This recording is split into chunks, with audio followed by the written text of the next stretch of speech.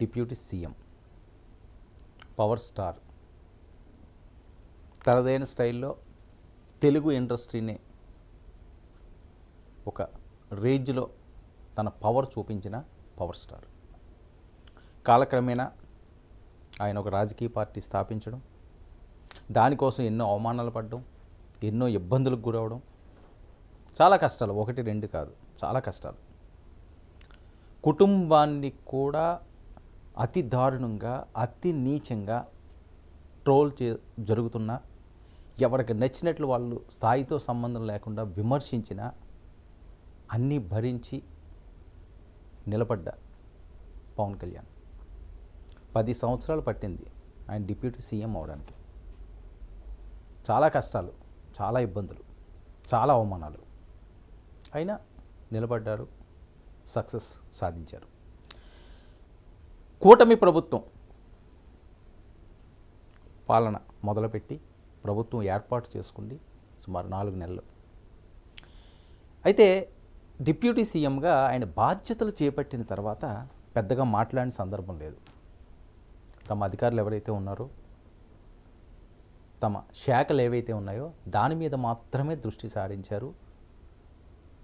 పాఠాలు నేర్చుకుంటున్నారు, రాజకీయ పాఠాలు, ఏ రకంగా యంత్రాంగాన్ని సమాయత్తం చేయాలి, తమ శాఖలను ఏ రకంగా బలోపేతం చేసుకోవాలి అనేది చాలా బలమైన శాఖలు ఆయన తీసుకున్నది కూడా. మంచి ఫండింగ్ వచ్చే శాఖలు కూడా, కేంద్ర ప్రభుత్వ ఫండింగ్స్ వచ్చేదే.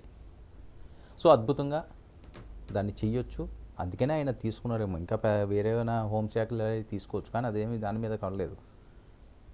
ఇప్పుడు కూడా ఆయన తాపత్రయం పర్యావరణ పరిరక్షణ, పల్లెలు దేశానికి పట్టుకొమ్మలు, అదే నినాదంతో ఆయన వెళ్తుంటారు కాబట్టి ఆ రకంగానే ఆయన శాఖలు తీసుకున్నారేమో. సరే, అయిపోయింది. సరే, ఈ మధ్యకాలంలో ఈయన ఈ క్రమంలో ఆయన ముందుకు సాగుతున్న నేపథ్యంలో తిరుమల తిరుపతి దేవస్థానం లడ్డు అనే అంశం తెర మీదకి వచ్చింది. లడ్డూలో పంది కొవ్వు కలిసింది, లేకపోతే బఫేలో కొవ్వు కలిసింది, ఇలాంటి అన్నీ కూడా పెద్ద ఎత్తున దాని మీద ఎంత చర్చ రచ్చ అయిందో వేరే చెప్పాల్సిన అవసరం లేదు. సరే, ఇలాంటి పరిస్థితుల్లో ఎవరికి వారు మాట్లాడుతున్నారు. సాక్షాత్తు ముఖ్యమంత్రి గారే, ఆంధ్రప్రదేశ్ ముఖ్యమంత్రి వర్యులు చంద్రబాబు నాయుడు గారే దీన్ని బయట మాట్లాడడం జరిగింది. మీడియాలో పబ్లిక్గా కోట్లాది మంది చూశారు, ఆవేదన చెందారు, ఆక్రందన చెందారు. ఏంటి ఇంత దారుణం, ఇంత అన్యాయం, ఇంత నీచానికి కూడా ఒడికడతారా అని చెప్పి చాలా రకాలుగా ట్రోల్స్. దేశవ్యాప్తంగా మారుమోగిన అంశం తిరుమల లడ్డు అంశం అన్నది. సో ఆ పరిస్థితుల్లో మరి పవన్ కళ్యాణ్ గారు అప్పటి వరకు సౌమ్యంగా శాంతంగా ఉన్నాయన ఒక్కసారిగా బరస్ట్ అయ్యారనుకోవచ్చు. బరస్ట్ అయ్యి ఆయన చేసింది ఏంటి, సనాతన ధర్మం అనే నినాదాన్ని ఈయన ఎత్తుకున్నారు. అది ఆయన వ్యక్తిగతమనో లేకపోతే పార్టీ పరమనో, జనసేన అనే అంశమో, లేకపోతే ప్రభుత్వంలో నేనున్నాను డిప్యూటీ సీఎం అనే అంశమని ఆయన అంటలేదు. ఆయన అనేది ఏంటి, ప్రతి ఒక్కరూ ఇది పాటించాలి. ఎందుకు పాటించరు? మిగతా దేశాలు, పాశ్చాత్య దేశాల్లో ఏమనుకుంటున్నారు, వాళ్ళది స్వతంత్రంగా వాళ్ళు ఇది మా దేశం అని చెప్పుకుంటారు. ఇక్కడ సెక్యులర్ కంట్రీ, కాదనలేంది, అన్ని మతాలు ఒకటే అనే మనం చిన్నప్పటి నుంచి చదువుకుంటున్నాం, అదేవిధంగా వెళ్తున్నాం. దేవుడు అంతా ఒకటే, అన్ని మతాలు ఒకటే. కానీ మిగతా మతాల్లో లేనివి, మిగతా దేవాలయాల్లో జరగనివన్నీ కూడా ఇక్కడ జరుగుతున్నాయి. దీన్ని ఆయన తప్పు పడుతున్నారు. ఎందుకు మీరు మేల్కోరు? ఎందుకు మీ హక్కులను కాపాడుకోరు? ఎందుకు మీ మత స్వేచ్ఛను మీరు పాటించలేకపోతున్నారు? విగ్రహాల తలలు నరికినా, లేకపోతే వేరే రకంగా దాడులు జరిగినా ఎవ్వరూ దాన్ని పట్టించుకోకపోవడానికి కారణాలు ఏంటి? ఎందుకు పట్టించుకోలేకపోతున్నారు? మనలో ఆ శక్తి లేదా? సో ఈ రకంగా పవన్ కళ్యాణ్ గారు మాట్లాడడం అన్నది ఇప్పుడు పెద్ద ఎత్తున ట్రోల్ అవుతున్న అంశాలు దేశవ్యాప్తంగా. నేను ఆయన దీక్ష కూడా విరమించడం జరిగింది. దీక్ష విరమించిన తర్వాత ఆయన మాట్లాడిన అంశాలు ఏంటి? చాలా అంశాలు మాట్లాడారు. అందులో సనాతన ధర్మం మీద ఆయన ప్రధానంగా మాట్లాడిన అంశం సుదీర్ఘంగా నేను ఆయన మాట్లాడిన దాంట్లో దేనికైనా నేను నిలబడతాను అంటే ఆయన డైరెక్ట్గా మాట్లాడేది ఏంటంటే, నేను గొడవకు వచ్చాను, కొట్లాటకు వచ్చాను, తేల్చుకుందాం ఇంకా అని. దీన్ని కొంతమంది విమర్శకులు అస్త్రాలుగా మలుచుకుంటున్నారా అంటే అవుననే అనక తప్పని పరిస్థితి. ఎందుకంటే సోషల్ మీడియాలో నెట్టింట్లో విపరీతంగా పవన్ కళ్యాణ్ గారిని ట్రోల్ చేస్తున్నారు. ఏ రకంగా చెప్తారు, మత విద్వేషాలు రెచ్చగొడతారా, ఇలా రెచ్చగొడతారా అని. ఇంకొక ముఖ్య విషయం ఏంటంటే ఆయన గతంలో మాట్లాడిన మాటలన్నీ కూడా ఇప్పుడు విపరీతంగా వైరల్ అవుతున్న నేపథ్యం. అందులో చాలా బయటలు ఉన్నాయి. అంటే ఎవరన్నా అంతేలేండి, ఆయన అని కాదు, ప్రధానమంత్రి లాంటి వాళ్ళే గతంలో మాట్లాడింది ఆ తర్వాత కాలంలో ఆయన మార్చుకోవచ్చు. ఎప్పుడో మనం నోరు జారుతాం, లేకపోతే ఆ ఫ్లోలో ఏదో మాట అనేస్తాం. ఇప్పుడు కొండా సురేఖ గారి పరిస్థితి ఏంటి? ఆవిడ నోరు జారింది, ఈరోజు వెనక్కి తీసుకోలేని పరిస్థితి. విపరీతంగా ట్రోల్ చేస్తున్నారు. పరువు నష్టం దావా కూడా నాగార్జున గారు వెళ్ళి వేసే పరిస్థితికి వచ్చేసింది. సో ఫర్ ఎగ్జాంపుల్ చెప్తున్నా, లేటెస్ట్గానే జరిగింది కాబట్టి అందరూ అది చూస్తున్నారు కాబట్టి. అలాగే పవన్ కళ్యాణ్ గారు అప్పుడు ఆయన ఉన్న ఆ యువరక్తం అవనియండి, అప్పుడు ఆయనకున్న భావజాలాలు అవనియండి, ఏది పర్మనెంట్గా మనిషి జీవితంలో ఇదే అని ఒక గేటు రాయి ఉండదండి. ఇది అందరికీ తెలిసిన అంశమే. మన బాల్యంలో ఒక రకంగా ఉంటాం, విద్యాభ్యాసం చేస్తున్నప్పుడు ఒక రకంగా ఉంటాం, ఉద్యోగంలో ఒక రకంగా ఉంటాం, దాంపత్య జీవితంలో ఒక రకంగా ఉంటాం, పిల్లలు పుట్టిన తర్వాత ఒక రకంగా ఉంటాం, వృద్ధాప్యంలో ఒక రకంగా ఉంటాం. షేడ్లు మారుతుంటాయి. మనిషి జీవితంలో షేడ్లు మారడం అన్నది మామూలే. ఏ వయసుకి ఆ వయసు మార్చుకుంటూ వెళ్ళాలి. అప్పుడున్న ఉద్రేకం ఇప్పుడు రాదు, అప్పుడున్న ఆవేశం ఇప్పుడు రాదు. అప్పుడు ఆడుకుండి పాడుకుండి టైంలో ఇప్పుడు ఒక 5 years 6 years అనుకుందాం. First standard, second standard, LKG, UKG టైంలో ఏ రకంగా ఉంటుంది? అసలు వాళ్ళు ఎవరిని ఏమంటారు? ప్యాంపర్ చేస్తారు, లాలిస్తారు, ఎత్తుకుంటారు, బుజ్జగిస్తారు, అందులో పిలుస్తారు, ముద్దులు పెట్టుకుంటారు, ఆడిస్తారు, పాడిస్తారు. అదే 5th టైంకి వచ్చేసరికల్లా ఏంటి? వాళ్ళ స్కెడ్యూల్ బిజీ అయిపోద్ది. 6th వచ్చేసరికి కొద్దిగా, 7th ఇంకా కొద్దిగా, 8th ఇంకా కొద్దిగా, 9th వచ్చేసరికల్లా ఫోకస్ అంతా కూడా స్టడీస్ మీదే ఉంటుంది. ఇంకా అప్పుడు వీళ్ళని ఎత్తుకోవడాలు, లాలించడాలు, పాలించడాలు ఏం లేదు. నువ్వు చదువు, లేకపోతే ట్యూషన్కి వెళ్ళి, ట్యూషన్ టైం ఏంది, ఎగ్జామ్ ఉంది, ఎగ్జామ్కి ఇది చదువు, ఇది పట్టుకో ఇలాగంటాం. జనరల్గా జరిగేది అదే కదా. అది నేను చిన్నప్పుడు అలా ఉన్నాను కదా, 5 సంవత్సరాల్లో నన్ను అందరూ ఎత్తుకున్నారు, లాలించారు, ముద్దులాడారు. ఇప్పుడు నాకు ఎందుకు ఇవ్వట్లేదు? నేను ఆడింది ఆట, పాడింది పాట కింద ఉండేది, ఇప్పుడు ఎందుకు ఉండట్లేదు అంటే కాలక్రమేణా మారాల్సిన అవసరం ఉంది. అలాగే ఆ వయసులో అంటే ఆ ఏజు, నేను అప్పుడు చిన్నప్పుడు అని చెప్పను, చిన్నప్పుడు జరిగిన అంశాలన్నీ కూడా పవన్ కళ్యాణ్ గారు మాట్లాడారు, వేరే అంశాలన్నీ కూడా పవన్ కళ్యాణ్ గారు. కానీ పవన్ కళ్యాణ్ గారికి ఒక విజ్ఞప్తి, జరుగుతున్న అంశాలు, గతంలో జరిగిన అంశాలు ఆచితూచి మాట్లాడవలసిన అవసరం ఉంది అని. అది వేరే రకంగా టర్న్ తీసుకుంటే టార్గెట్ అంతా కూడా పవన్ కళ్యాణ్ గారే అవుతుంది. ఇప్పుడు తిరుమల లడ్డు ఎంత వివాదాస్పదం, పవర్ఫుల్ అయిందో పవన్ కళ్యాణ్ గారిని కూడా ఆ రకంగానే ట్రోల్స్ చేస్తున్నారు. ఎందుకంటే ఆయన తీసుకున్న నినాదాలు, ఆయన మాట్లాడిన అంశాలు, ఆయన మాట్లాడుతున్న అంశాలు, భవిష్యత్తు కార్యాచరణ ఆయన ఎంచుకున్న ఆ దారి, సనాతన ధర్మం అనే దారిలోని చాలా నిగూఢమైన అర్థాలు, అంశాలు ఉన్నాయి అందులో. సనాతన ధర్మం అని మాట్లాడడం అన్నది అది వేరే విషయం, కానీ దాంట్లో చాలా నిగూఢమైన అంశాలు పొందుపరిచి ఉన్నాయి. సనాతన ధర్మాన్ని ఒక్కొక్కరు ఒక రకంగా తీసుకుంటారు. సనాతన ధర్మం అంటే ఏంటి? అప్పుడు వేరే ఆచారాలు ఉండి, ఆచారాలన్నీ ఇప్పుడు ఎక్కడవుతాయి? సతీ సహగమనాలు, బాల్య వివాహాలు, ఇలాంటివన్నీ కదా అనుకుంటే అప్పట్లోనే. కానీ దాని మీద పోరాటాలు చేశారు, అవన్నీ మార్చుకున్నారు. అంటే సనాతన ధర్మం అనే అంశం అన్నది హిందుత్వంపై ముడిపడి ఉంది అన్నది ఈయన భావన. మిగతా వాళ్ళకి వచ్చినప్పుడు అందరూ ఏకమవుతారు.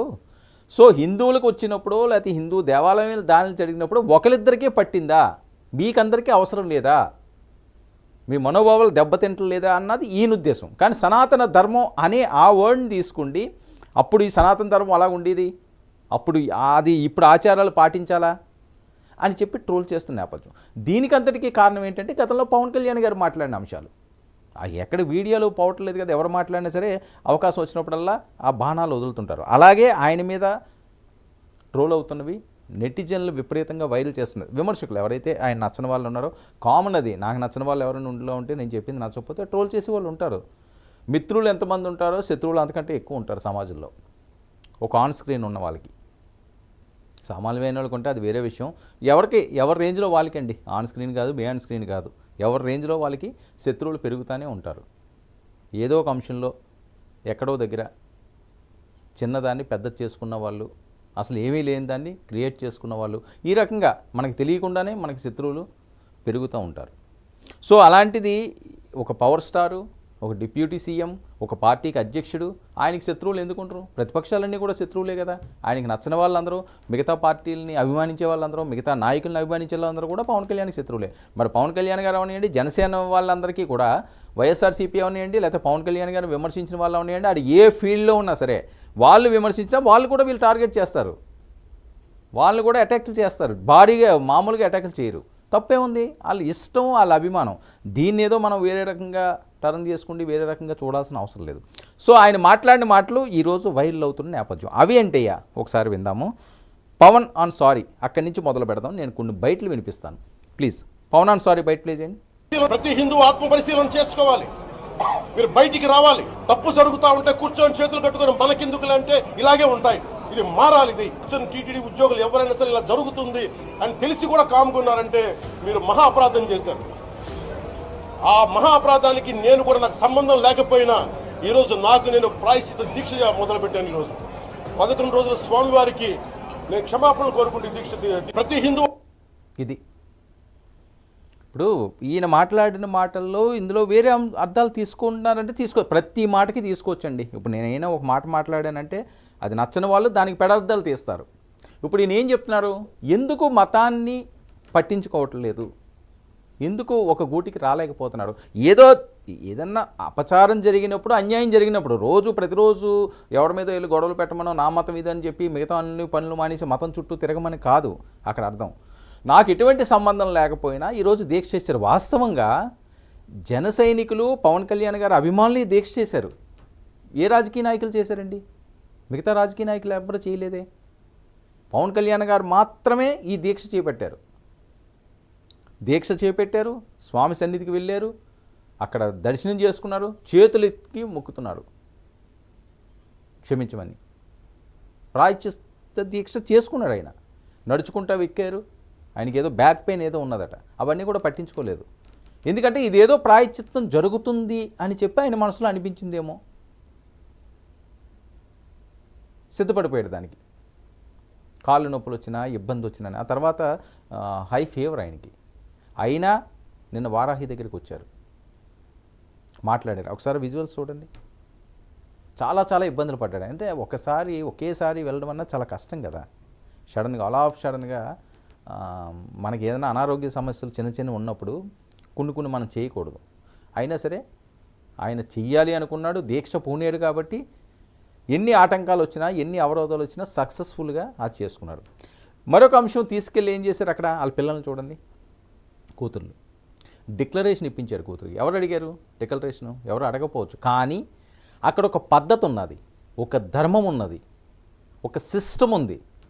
తిరుమల తిరుపతి దేవస్థానానికి ఒక పవిత్రత ఉంది. ఆ పవిత్రతను కాపాడాలంటే అన్యమతస్థులు అక్కడ డిక్లరేషన్ ఇవ్వాలి. అన్యమతస్థులు వేరే రకంగా అక్కడ ఆలోచన చేయకూడదు. వెళ్ళొచ్చు, స్వామిని దర్శించుకోవచ్చు. డిక్లరేషన్ ఇచ్చినంత మాత్రం తప్పేది. మీ దేవుణ్ణి నేను నమ్మి ఆ భగవంతుని దర్శించుకోవడానికి వస్తున్నాను అంటే అదే డిక్లరేషన్ అంటే ఏమన్నా ఆస్తులు రాసేవాడు ఏంటి? కాదు కదా. దానికోసం మనం ఏదో ఈగోసుకుపోవడం అవసరమా? ఎందుకంటే అందరూ కలిస్తేనే కదా మనకు ఆ విజయం వచ్చింది. ఒక హిందువులు ఒకరు వేసారో, లేకపోతే ముస్లింలు ఒకరు వేస్తే, క్రిస్టియన్స్ ఒకరు వేస్తే గెలుస్తారా? ఆ పరిస్థితి ఉంటుందా భారతదేశంలో? ఉంటుందా? ఆయన చాలా అంశాల్లోని చాలా బరస్ట్ అవుతుంటాడు ఆయన. అక్కడ చూడండి, అంటే ఆయనకి ఎక్కడ ఏది తోస్తే అదే చేసుకుని వెళ్ళిపోతాడండి. ఇక్కడ టచ్ అయిందంటే స్ట్రైట్ అవే అలాగే ఉంటుంది. అది ఈరోజు కాదు, కానీ డిప్యూటీ సీఎం అయిన తర్వాత ఆయన సైలెంట్గా ఉన్నారన్నారు. కానీ తిరుపతి ఇష్యూ మళ్ళీ ఆయనలో సెగరైపోయింది, ఆవేశం రప్పించింది. సో అందులో భాగంగానే ఆయన మాట్లాడిన అంశం. అయితే అధికార పార్టీలకు అతీతంగా, అధికారంలో ఆ పార్టీ ఉన్నట్టుగా దీనికి అతీతంగా ఆయన ధర్మ పోరాటం చేస్తున్నాను అని చెప్పి మాట్లాడే పరిస్థితి. ఇదిగో అక్కడ చర్చల్లో కూడా ఉన్నారు. సో ఇది అడ్వాంటేజ్గా మిగతా వాళ్ళందరూ కూడా తీసుకుంటున్నారు కూడా. ఇవన్నీ కూడా విపరీతంగా వైరల్ అవుతున్నాయి. ఒక్క ఆంధ్రప్రదేశ్నో తెలుగు రాష్ట్రాలనో ఆయన చెప్పట్లేదు, దేశవ్యాప్తంగా సనాతనానికి పిలిపిస్తున్నారు ఆయన. సనాతనవాదులు ఎవరైతే ఉంటారో ఇలాంటి ఇబ్బందులు ఏవైతే ఉంటాయో దానికి ఒక కమిటీ వేయాలి, కేంద్ర ప్రభుత్వ ఆధ్వర్యంలోనే వేయాలి. ఎలా పడితే అలా వేయడం కాదు. తిరుమల తిరుపతి దేవస్థానంలో కూడా ప్రక్షాళనలు చేయాలి. ఎన్నో ఏళ్ళుగా అక్కడ తెలిసో తెలియకో అపచారాలు జరుగుతున్నాయి. ఇప్పుడు నెయ్యి అంశం అన్నది ఒక అంశం ఇప్పుడు వెలుగులోకి వచ్చింది. ఎన్ని వినలేదు కథలు తిరుమల తిరుపతి దేవస్థానానికి సంబంధించి. అన్యమతస్తులు వచ్చి అక్కడ ప్రచారాలు చేయడం, బైబిల్ పట్టుకోవడం, ఆ బస్సుల మీద ఏవో స్టిక్కర్లు అంటించడం, కొన్ని అక్కడ వినకూడనివి చూడకూడని కూడా జరిగిన నేపథ్యం ఆ పవిత్ర దేవాలయంలోని. సో ఇది మనం వార్తలా చూడొద్దు అన్నది ఆయన తపన. ఏదన్నా ఒక అంశం వచ్చినప్పుడు దాన్ని వార్తలా చూడకండి, దాని మీద స్పందించండి, దాని మీద మాట్లాడండి. ఒకరు మాట్లాడితే ఒక రకంగా ఉంటుంది ఏదైనా ఇష్యూ. ఒక 10 మంది దాని మీద మాట్లాడారనుకోండి, పవర్ పెరుగుతుంది. 100 మంది మాట్లాడితే ఇంకా, 1000 మంది మాట్లాడితే ఇంకా, 1,00,000 మంది మాట్లాడితే ఇంకా, 1,00,00,000 మంది స్పందిస్తే ఏమవుతుంది? మళ్ళీ అలాంటి అపచారాలు చేయడానికి భయపడతారన్నది. అందుకని అందరూ కదలరండి అంటే వేరే మతస్థులు వాళ్ళ మీద గొడవలు పెట్టండో, రోడ్ల మీదకి ఇచ్చి కొట్టండనో ఇంకోటనే కాదు ఆయన అనేది. ఇలాంటి వచ్చినప్పుడు చేయి కలిస్తే మళ్ళీ తప్పులు జరగవు అన్నది ఆయన భావన అయి ఉండొచ్చు. కానీ దాన్ని ఎలా తీసుకోవాలన్నది సమాజం ఇష్టం, ఇతర మతస్థులు ఇష్టం, ఇతర పార్టీల ఇష్టం. నేను ఎలా మాట్లాడుతున్నాను, నేను చెప్పింది మీరు వినండి అనడానికి కాదు, మీకు నచ్చినట్టు మీరు తీసుకుంటారు. అది ఎలా తీసుకుంటారు అన్నది భవిష్యత్తు నిర్ణయిస్తుంది. సో ఇప్పుడైతే ఇది రగులుతూనే ఉంది. సో ఈ నేపథ్యంలో ఏంటి, రాజకీయాలకు అతీతంగా ఈయన శంఖారావమే ఊదేరా అన్న పరిస్థితి. నిన్న జరిగిన సభ శంఖారావం ఊదేరైనా ఆ రకంగానే. సో ఇలా ఉంటే మరి వైఎస్ఆర్సీపీ వాళ్ళు ఊరుకుంటారా? పవన్ కళ్యాణ్ గారు ఈ రకంగా మాట్లాడి ఈ రకంగా, ఎందుకంటే వైసీపీని డైరెక్ట్గా ఆయన టార్గెట్ చేశారు. నిన్న కూడా మళ్ళీ అన్నారు ఆయన ఆవు అది అందులో కలిసినాయి అని, బీపీ లాంటివన్నీ కూడా ఆ కొవ్వులు కలిసినాయి నిన్న కూడా అన్నారు ఆయన. సో సుప్రీం పరిధిలో ఉన్నది కాబట్టి రాజకీయ మాటలు, రాజకీయ అంశాలు ఇందులో ఇంకా అప్రస్తుతం. ఆ రకంగా మాట్లాడకూడదు, ఆ రకంగా మనం దాని మీద ఎక్కువగా పోవడానికి అవసరం లేదు. ఎందుకంటే సుప్రీంకోర్టు పరిధిలో ఉన్నది, వాళ్ళకు నిర్ణయం తీసుకున్న నిర్ణయం ప్రకారంగా ఏమవుతుందో చూడాలి. అక్కడ చూడండి చెగువేరు అయింది అంటే విపరీతంగా వైరల్ అవుతున్నవి ఇవన్నీ కూడా ఇమేజెస్. ఆయన ఏ గెటప్ ఉన్నదో ఈయన అదే గెటప్. సో ఇలాంటివన్నీ కూడా భావోద్వేగంతో, ఆవేశపూరితంతో పవన్ కళ్యాణ్ గారు చాలా అంశాలు ప్రస్తావించారు. ఇప్పుడు అది రైటా రాంగా, ఆయనకి ఇది మంచి జరిగిందా చెడ్డ జరిగిందా, ఏదైనా మనం ఒక పని చేసినప్పుడు ఈరోజు మనం డిసైడ్ చేసుకోలేం ఈరోజు ఇది మంచి, నేను చేసింది మంచి, నేను చేసింది చెడ్డని. ఆ టైంలో అప్పుడున్న సిచ్యువేషన్ పెట్టి మనం ఒక అడుగు వేయడమో, ఒక మాట మాట్లాడటమో చేస్తాం. అది ఫ్యూచర్ ఆలోచించి ఎవ్వరూ చేయలేరు, ప్రపంచంలో ఎవ్వరూ చేయలేరు. ఈరోజు ఈ మాట మాట్లాడితే రేపు ఒకవేళ నేను డిప్యూటీ సీఎం అయిన తర్వాత, లేకపోతే నేను ఒక పార్టీ పెట్టిన తర్వాత ఈ రకంగా నా మీద ట్రోల్స్ వస్తాయా, వీడియోని వైరల్ చేస్తారని ఎవరు అని మాట్లాడతారు? ఎవ్వరూ అలా మాట్లాడరు. సో కొన్ని జరిగినప్పుడు కాలక్రమేణా అది కాలగ్రహంలో కలిసిపోవడమే తప్పించి దాన్ని ఎవ్వరూ కూడా వెనక్కి తీసుకునే పరిస్థితి లేదు. ఏది నోరు జారినా కాలు జారినా వెనక్కి తీసుకోలేమన్నది సామెత. ఎందుకంటారండి పెద్దలు ఇలాంటివి. సో ఇప్పుడు దాన్ని అస్త్రాలుగా వీళ్ళు మలుచుకున్నారు. అందులో ఇంకో బయట వినిపిస్తాను మీకు, వినండి. పవన్ కళ్యాణ్ ఆన్ గాడ్స్ బయట ప్లే చేయండి అమ్మా. సనాతన ధర్మం మీద, అయ్యప్ప స్వామి మీద మాట్లాడతారు, సరస్వతి దేవి మీద మాట్లాడతారు, అల్లా మీద మీరు మాట్లాడగలరా? మహమ్మద్ ప్రవక్త మీద మీరు మాట్లాడగలరా? జీసస్ మీద మీరు మాట్లాడగలరా? అందరూ కూర్చొని సనాతన ధర్మం మీద, వినాయకుడి మీద జోకులు వేస్తారు. మా మనోభావాలు గాయపడవా? ఇది వాస్తవం అది. ఎందుకంటే ఈయన మాట్లాడేదంతా కూడా ఒకే అంశం చుట్టూ ఉంది. కానీ పవన్ కళ్యాణ్ గారికి చేసే విజ్ఞప్తి ఏంటంటే, జనసైనికులు అవనియండి, వాళ్ళ అభిమానులు అవనియండి, అందుకని ఈ వీడియో చేయాల్సి వస్తున్నది. ఇవన్నీ కూడా ఒకవైపుగానే వెళితే అది కొద్దిగా విద్వేషాలకి దూరం అవుతుంది, మనమే అవకాశం ఇచ్చినట్టు అవుతుందేమో. దాన్ని కొద్దిగా ఆచితూచి ఎటువంటి విద్వేషాలకి, వివాదాలకి తావు లేకుండా ఉండే విధంగా చేయాలి అన్నది. ఇప్పుడు ఆయన రెస్పాన్సిబిలిటీ జాబ్లో ఉన్నారు. ఏ చిన్న అంశం వచ్చినా అటాక్ చేసేస్తారు. అదే జరుగుతుంది ఇప్పుడు. ఆయన చెప్పేది ఏంటి, ఒక ప్రవక్త మీదో, ఒక జీసస్ మీదో ఎవరైనా మాట్లాడితే చేస్తే ఎన్ని ఇష్యూలు చూడలేదు ప్రపంచంలోని. రగిలిపోయే ఇష్యూలు ఎన్నో ఉన్నాయి, భగ్గుమనిపించి బగబగ మండించే ఇష్యూలు ఎన్నో ఉన్నాయి. కేవలం ఇదే మతం మీద, కులం మీద మాట్లాడుతుంటే అంటే భారతదేశంలో దానికి ఉన్న పవర్ అలాంటిది, మతానికి కులానికి. ఎవరి మతం వాళ్ళు గొప్పది అనుకోవడం తప్పులేదు, కానీ సర్వమతం శ్రేయస్కరం అనే నినాదంతో ముందుకు సాగాల్సిన అవసరం ఉంది.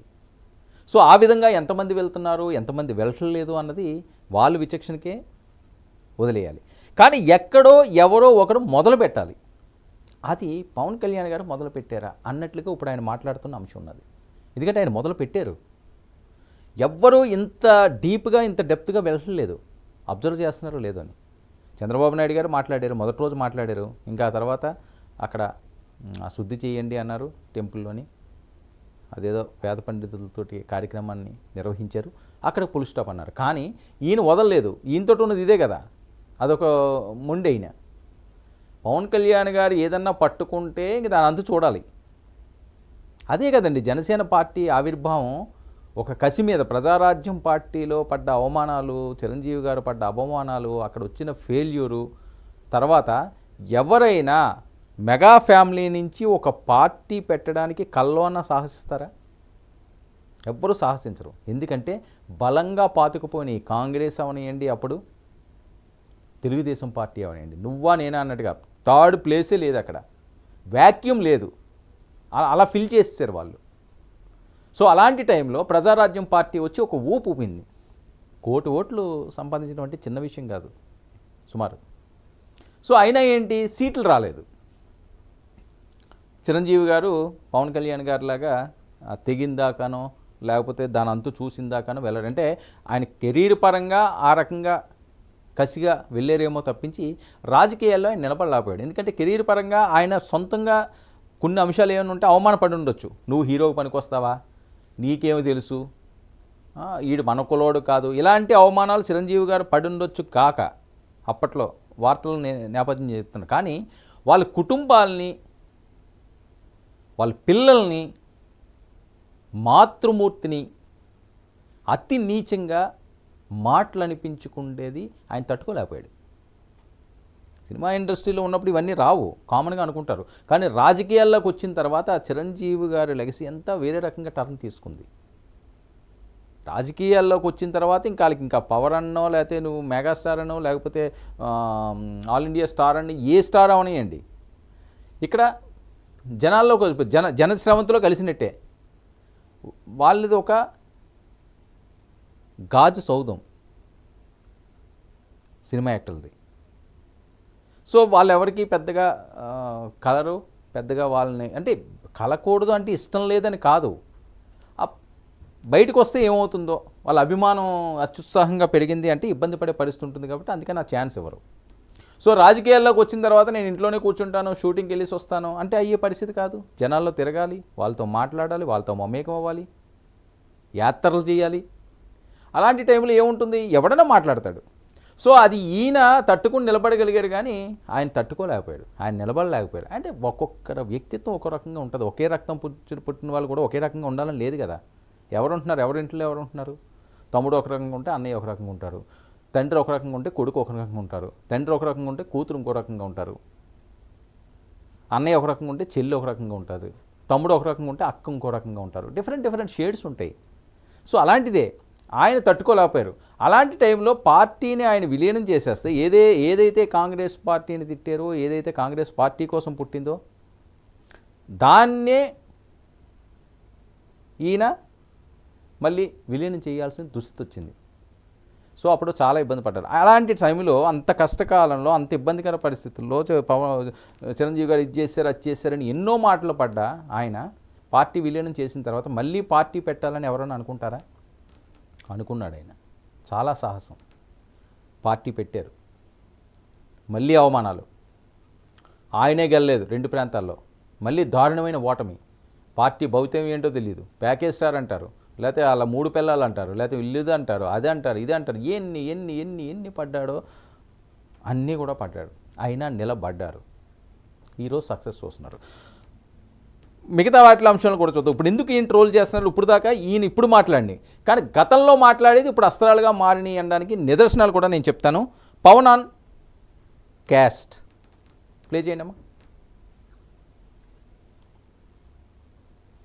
మతం ఉంది, అలాంటి నాకు కులం మతం ప్రాంతం అంటగడితే అరికాల నుంచి తలెత్తుదాకా నాకు కోపం వస్తుంది. మీరు నన్ను ఏదైనానండి, కానీ నాకు కులం గాని మతం గాని ప్రాంతం చేస్తే నేను వేరే. ఇది పవన్ కళ్యాణ్ గారి మాటలు. ఇది విపరీతంగా వైరల్ చేస్తున్నారు. కులాన్ని కానీ మతాన్ని కానీ నేను చూడను, ఆ రకంగా మాట్లాడను, అలా మీరు మాట్లాడేలాగా చేసినా నన్ను ఆ రకంగా రెచ్చగొడితే నన్ను వేరే వాడిని చూస్తారు అని చెప్పి ఆయన హెచ్చరించేందుకు సోషల్ మీడియాలో వైరల్ అవుతుంది. నువ్వు కులం చూడనన్నావు, మతం చూడనన్నావు, ఇప్పుడు సనాతన ధర్మం, హిందూ మతం ఇదెందుకు మాట్లాడుతున్నామని. కులం చూడను మతం చూడను అంటే జనసేన పార్టీ ఆవిర్భావం నుంచి కూడా, ప్రజారాజ్యం పార్టీ ఆవిర్భావం నుంచి కూడా ఒక కులానికి అంటగట్టిన పార్టీ అది. అంటగట్టారు వాస్తవంగా. ఎందుకంటే ఒక కులం వేస్తే ప్రపంచంలో ఎవరు గెలిచిన సందర్భం లేదండి. ఎవరు గెలిచారు? ఆ కులం ఓట్ల మీదే. ఒక పీక్ స్టేజ్కి వెళ్ళాలంటే ఒక నియోజకవర్గం ఉందో అనుకోండి, నియోజకవర్గంలో ఆ కులం పనిచేస్తుంది.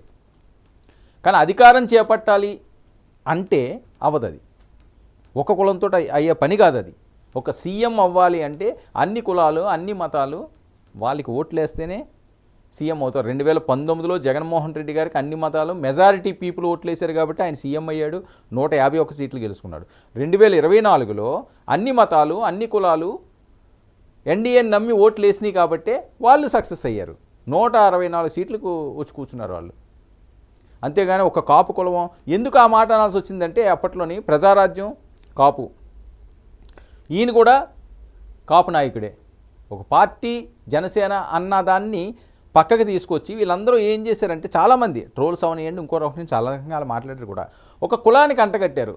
అందుకని ఆ సందర్భంలో చెప్పాల్సిన అవసరం వచ్చింది కాబట్టి పవన్ కళ్యాణ్ గారు ఈ మాట మాట్లాడారు. నేను కులాలను చూడను మతాలను చూడను, నేను ఒక కులానికో ఒక మతానికో నన్ను అంటగడితే నాకు వేరే లెవెల్లో ఉంటుందని చెప్పి ఆయన స్టైల్లో చెప్పిన దాన్ని ఇప్పుడు దాన్ని తప్పు పడుతున్నారు. మరి అందులో ఏం తప్పు ఉందో ఏంటో అన్నది వాళ్ళ విజ్ఞప్తికే వదిలేయాలి. కానీ పవన్ కళ్యాణ్ గారికి విజ్ఞప్తి చేసుకునేది ఏంటంటే వాళ్ళ ఫ్యాన్స్ కానీ వాళ్ళ అభిమానులు కానీ వాళ్ళ సామాజిక వర్గం ఆయన అమితంగా ఇష్టపడే మెగా ఫ్యామిలీని అమితంగా ఇష్టపడే వాళ్ళందరూ కోరేది ఇది. పవన్ కళ్యాణ్ గారికి విజ్ఞప్తి అది. ఇలాంటి అంశాలన్నీ కొన్ని ఉన్నప్పుడు దాన్ని ఆచితూచి బ్యాలెన్స్ చేసుకుంటూ వెళ్ళాలన్నది వాళ్ళు మాట్లాడే అంశం. మరి దాన్ని తర్వాత క్రమంలో మారుతుందేమో చూద్దాం. మరొక అంశం ఆయన భావజాలం. ఇది కూడా పెద్ద ఎత్తున ట్రోల్ అవుతుంది. ఎందుకంటే నిన్న మొన్నటి వరకు పవన్ కళ్యాణ్ గారు తీసుకున్న భావజాలం వేరు. ఆయన డిఫరెంట్ వ్యక్తులు ఒక గొప్పవారుగా హిస్టరీలో ఉన్న వాళ్ళందరినీ కూడా తీసుకొచ్చి ఆయన కొన్ని అంశాల్లో ప్రస్తావిస్తుంటారు. అందులో చాలాసార్లు ఆయన మాట్లాడింది చెగువీర. సో చెగువీర అనే అంశం కానీ లేకపోతే ఆయన గురించి మాట్లాడే అంశం దగ్గర నుంచి ఇప్పుడు సనాతన ధర్మానికి వచ్చిందని చెప్పి మళ్ళీ ట్రోల్ చేస్తున్నారు. మా వాళ్ళ చెగువీర ఇమేజెస్ అవి కూడా ఇందాక ప్లే చేశారు కదా, అవి కూడా చూడండి. ఆ గెటప్ అంతా అదిగో చూడండి, ఆ గెటప్ అంతా కూడా చెగువీర ఏ రకంగా గెటప్ ఉండేదో వాళ్ళు అభిమానులు కానీ వాళ్ళు కానీ ఈ రకంగానే పవన్ కళ్యాణ్ గారిని తయారు చేసేవారు. అక్కడ చూడండి ఈయన ఏ స్టైల్లో మాట్లాడుతున్నాడో, ఏ డ్రెస్సింగ్తో మాట్లాడుతున్నాడో సేమ్. సో ఇలాంటివి అంటే వాళ్ళ అభిమానం ఏ రేంజ్లో ఉంటుందంటే పవన్ కళ్యాణ్ గారికి అభిమానులు లేరు. వాస్తవంగా చెప్పాలంటే భక్తులే ఉన్నారు. ఎందుకంటే వాళ్ళే మాట్లాడిన మాటలు ఇవి. ఎన్నిసార్లు విన్నాం, ఎన్నిసార్లు చూసాం కళ్ళతో. వాళ్ళు ఏమని చెప్తుంటారంటే ఆయన మాకు దేవుడు అండి, ఆయన మాకు హీరో కాదు, దేవుడు అంతే. మరి దేవుడు మీకు ఎప్పుడన్నా కనిపించాడా? ఈ రీసెంట్గా నేను ఒక లైవ్లో అడగడం జరిగింది కొంతమంది ఫ్యాన్స్ అదే తిరుమల ఇష్యూలోని. అంటే నాకే షాక్ అనిపించింది. అంటే ఎంత షార్ప్గా ఉన్నారంటే చాలా యంగ్ ఆ అమ్మాయి, ఒక 17-18 ఇయర్స్ ఉంటుందేమో. పవన్ కళ్యాణ్ గారిని చూడడానికి అని చెప్పి ఆ టెంపుల్కి వచ్చినప్పుడు ఆయన్ని కూడా ఒకసారి చూద్దామని చెప్పి ఆయన గాయత్రి గెస్ట్ హౌస్ ఉంటే గెస్ట్ హౌస్ దగ్గర కలిసారు వాళ్ళు. సరే నేను లైవ్ చేస్తుంటే మాట్లాడతామమ్మా అని చెప్పి మైక్ పెట్టాను. మైక్ పెట్టేసరికి పవన్ కళ్యాణ్ గారిని కోసం వచ్చానండి, చాలా అభిమానం అండి, అదండి ఇదండి నేను చెప్పింది. తన అభిప్రాయాన్ని తన లైవ్లో పంచుకున్నది. నేను అడిగాను, అమ్మ మరి పవన్ కళ్యాణ్ గారిని ఎప్పుడైనా చూసావా అని. చూడలేదు అని. అదేంటి మరి ఇంత అభిమానం అంటున్నావు, నీ ఓ తెలిసిన దగ్గర నుంచి పవన్ కళ్యాణ్ గారు అంటే ప్రాణం అంటున్నావు, మరి ఆయన చూడకపోవడం ఏంటి, పోనీ ఆయనన్నా నేను చూసారా అని అన్నారు. ఆ అమ్మ ఏమన్నది అంటే, సార్ భగవంతుడు మనం చూస్తాడండి, లేకపోతే మనం ఎప్పుడన్నా డైరెక్ట్గా భగవంతుడిని చూసామండి అంది ఆ అమ్మాయి. 70 అంతే, 10th క్లాస్ ఇంటర్మీడియట్ అమ్మాయి అనుకుంటాను. భగవంతుణ్ణి మనం ఎప్పుడన్నా చూసామా అంటే విగ్రహం చూడటం కాదు, డైరెక్ట్గా చూసామా, లేకపోతే భగవంతుడు మనల్ని చూస్తున్నట్లుగా మనకు తెలుస్తా? ఆయన ఎప్పుడైనా చూసినట్టు ఇలా ఇలా చూస్తాడు ఆ భగవంతుడు ఏమన్నా మన వైపు అంద అమ్మాయి. ఆయన మాకు హీరో కాదండి, మా గాడ్. ఆ విగ్రహం చూస్తాం అంతే, ఆ ఫోటో చూస్తాం, ఫోటో చూస్తే చాలు మాకు పవన్ కళ్యాణ్. ఇంతకంట ఇంకా ఆయన గురించి ఇంక చెప్పడానికి ఏముంటుంది? అంత అభిమానం అన్నమాట, అంత ప్రాణం ఆయనకి. చాలామందిని చూస్తే మా హీరో అంటారు, మా దేవుడు అనే వాళ్ళు ఎంతమంది ఉంటారు. ఆయన అదృష్టవంతుడు, వీళ్ళు కాదు. పవన్ కళ్యాణ్ గారు మీరు అదృష్టవంతుడు. అందుకనే మీకు విజ్ఞప్తి చేస్తున్నారు. మిమ్మల్ని మాట అంటే మీ కుటుంబానికో మీ ఒక్కరికో కాదు, కోట్లాది మంది ప్రాణాలు రగిలిపోతాయి, రోధిస్తాయి, బాధిస్తాయి పవన్ కళ్యాణ్ ఎవరన్నా అంటే. అందుకని ఈ విజ్ఞప్తి. మరొక బయట చెగువీర అంశం వచ్చింది కాబట్టి ఆ బయట ప్లే చేయండి అమ్మా. పవన్ చెగువీర పీడితుల పక్షాన అండగా ఉండాలని చెప్పి చెగువేరా జీవితాన్ని స్ఫూర్తిగా తీసుకొని నేను రాజకీయాల్లోకి వచ్చాను. ఇది పీడిత బాధితుల్ని అందరినీ కూడా వాళ్ళకి అండగా ఉండడానికి నేను ఆ చెగువీర నినాదం ఎత్తుకున్నాను. మరి ఆ చెగువీర నినాదం ఎత్తుకున్న వాళ్ళు ఈరోజు సనాతన ధర్మం, హిందూ ధర్మం ఇది ఎందుకు ఎత్తుకున్నారన్నది ఇప్పుడు వస్తున్న వాయిస్. సో ఇవన్నీ కూడా గతంలో పవన్ కళ్యాణ్ గారిని వీడియోల్ని ట్రోల్ చేస్తున్నారు ఈ సోషల్ మీడియాలో. అయితే ఏదైతే ఈయన తీసుకున్న స్టాండ్ ఉన్నదో ఖచ్చితంగా అది విమర్శలకు తావిస్తుందంటే వాళ్ళకి ఒక అవకాశం వచ్చింది మాట్లాడడానికి. అది ప్రజలు నమ్ముతారో నమ్మరో. ఇప్పుడు 2024 ఎన్నికలు చూస్తే అసలు పవన్ కళ్యాణ్ ఏదైనా గతంలోనే గెలలేదు. పవన్ కళ్యాణ్ నమ్మి ఎవడో ఓటు వేస్తాడు? పవన్ కళ్యాణ్ ఏం చేసాడని ఓటు వేస్తాడు? అది రాజకీయాలు ఏం తెలుసు? ఏదో షూటింగ్లకు వచ్చినట్టుగా ఆంధ్రప్రదేశ్ వస్తుంటాడు, వెళ్ళిపోతుంటాడు, ఏదో అడవాడు చేస్తుంటాడు. ఇది కదా ఆయన మీద ప్రతి ఒక్కరు కూడా ఏకవచనంతో మాట్లాడిన మాటలు. కానీ సక్సెస్ రేటు 21 2 100% సక్సెస్ రేట్ సాధించిన భారతదేశంలో జనసేన పార్టీ ఏమో. మొన్న ఎలక్షన్లో ఒక్కటి కూడా లాస్ అవ్వకుండా, అంటే నమ్మారు. ఎంత అవమానాలు పడినా ఎంతన్నా నమ్మారు. కానీ ఇప్పుడు ఈయన మాట్లాడిన మాటలను ట్రోల్ చేసినంత మాత్రాన ప్రజలు దాన్ని ఏం తీసుకుంటారు అన్నది ఇక్కడ ఇంపార్టెంట్. మరి దాన్ని ఏ రకంగా తీసుకుంటారో చూడాలి. ఇక తిరుమల ఇష్యూలో ప్రధాన టార్గెట్ అయితే పవన్ కళ్యాణ్ గారే, అందులో నో డౌట్. వైఎస్ఆర్సీపీ వాళ్ళు వేరే వాళ్ళ గురించి మాట్లాడలేదు. పవన్ కళ్యాణ్ గారి గురించే మాట్లాడుతున్నారు, రోజా గారు మాట్లాడినా, ఇంకొకరు మాట్లాడినా, ఇంకోటి పడుతున్నారు. అయితే అధికారం వచ్చిన తర్వాత ఫస్ట్ టైం ఈయన బర్స్ట్ అవ్వడం కాస్త ఆశ్చర్యానికి గురి చేస్తుంది. సనాతన ధర్మం అనే స్టాండ్ తీసుకోవడం వెనుక లేకపోతే ఫ్యూచరు ఏ రకంగా ఉంటుందో అని చెప్పి జనసేన కూడా ఆందోళన వ్యక్తం చేయడం జరుగుతుంది. మరొక వైపు నేను గొడవ పెట్టుకోవడానికే వచ్చానయ్యా, సనాతన ధర్మాన్ని కాల రాసేవాళ్ళు, సనాతన ధర్మాన్ని వద్దనుకున్న వాళ్ళు, సనాతన ధర్మాన్ని కించపరిచే వాళ్ళు, సనాతన ధర్మాన్ని అవమానించే వాళ్ళతో గొడవ పెట్టుకుంటానని చెప్పి ఆయన బహిరంగంగానే ప్రసంగించాడు. అంటే శానాని ఫిక్స్ అయ్యారు. ఇది వాళ్ళ ఫాలోవర్స్ మాట్లాడింది. ఇక వైసీపీ తప్పులు కూడా ఈయన అస్సలు క్షమించట్లేదు. నిన్న సభలో కూడా తిరుపతి వేదికగా కూడా గతంలో నేను చెప్పాను, ఇక్కడ అపచారం జరుగుతుంది, ఇక్కడ తప్పులు జరుగుతున్నాయని నేను ఎలక్షన్ క్యాంపెయిన్కి వచ్చినప్పుడు చెప్పాను. ఇప్పుడు అది నిజమైంది అని చెప్పి వైసీపీని డైరెక్ట్గానే డిప్యూటీ సీఎం గారు ఎండగడుతున్నారు. ఇక సనాతన నినాదం అనే అంశం అన్నది ఇప్పుడు చాలా కీలకమైంది. ఇది మతపరమైన గొడవలకు దారి తీస్తుందా అన్నది కొంతమంది మాట్లాడే అంశాలు. ఇది జాగ్రత్తగా ఆచితూచి అడుగులు వేయాల్సిన అవసరం ఉన్నది. ఆయన ఒక ఋషిలాగా ఆయన పోరాటానికి అయితే సిద్ధపడ్డారు. రాజకీయ నాయకులుగా ఉండి ఈ రకమైన పోరాటాలు దేశంలో చేయడం అన్నది భారతదేశంలో చాలా అరుదుగా కనిపిస్తున్న అంశం. ఆయన ఏం ఎంచుకున్నా ఆ రకంగానే ఎంచుకుంటారు. ఇక ఇతర మతస్థులు పవన్ కామెంట్స్ని కూడా ఎలా తీసుకుంటారు? ఇది చాలా ముఖ్యమైనది. హిందూ మతం, సనాతన ధర్మం ఇవన్నీ ఈయన తీసుకుంటున్నారు కాబట్టి ఈయన మాట్లాడే మాటల్ని వేరే మతస్థులు ఏ రకంగా తీసుకుంటారు? ఒకవేళ వాళ్ళు తీసుకోకపోయినా తప్పే ఉంది. మిగతా వాళ్ళందరూ మనకి ఏదైనా అన్యాయం జరిగినప్పుడు, ప్రాబ్లం జరిగినప్పుడు మనం అందరం ఏకం అవుతున్నది. కానీ అందులో అందరూ ఏకం అవ్వట్లేదు. అది మెసేజ్ ఆయన ఇచ్చారని పాజిటివ్గా తీసుకుంటే పర్లేదు. వాళ్ళు పాజిటివ్గా తీసుకున్నా దాన్ని నెగిటివ్గా ఇంజెక్ట్ చేయడానికి కొన్ని శక్తులు ఉంటాయి. అలాంటి శక్తులు కానీ ఏమన్నా ఎంటర్ అయితే ఇబ్బంది. అది జాగ్రత్తగా పవన్ కళ్యాణ్ గారు ఆలోచించాల్సిన అవసరం. నిన్న వాళ్ళ అమ్మాయితో డిక్లరేషన్ ఇవ్వడానికి కూడా జగన్మోహన్ రెడ్డి గారికి డైరెక్ట్ హెచ్చరిక. వేరే వాళ్ళకి ఇంకేం లేదు. ఎందుకంటే ఆయనే డిక్లరేషన్ ఇవ్వడానికి ఇష్టం లేక ఆయన మొన్న తిరుమల టూరు క్యాన్సిల్ చేసుకున్నారని కదా వీళ్ళ ఆలోచన.